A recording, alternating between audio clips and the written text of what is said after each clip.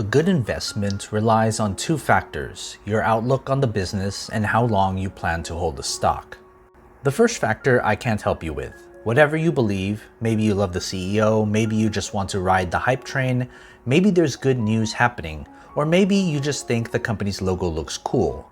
Whatever reason you may have, that's completely valid, and I can almost guarantee you there's a lot of other investors thinking the same way.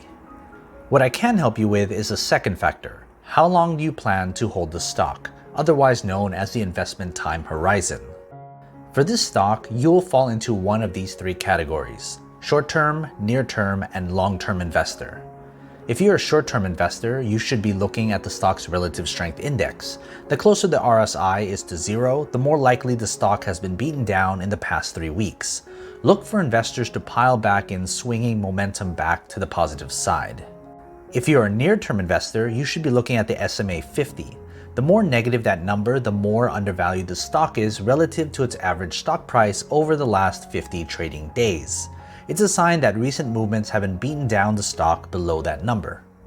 If you're a long-term investor, you should be looking at the SMA 200, similar to the SMA 50, but it looks at the price relative to its average over 200 trading days, which means the more negative that number, the more undervalued the stock over almost a year's worth of price action.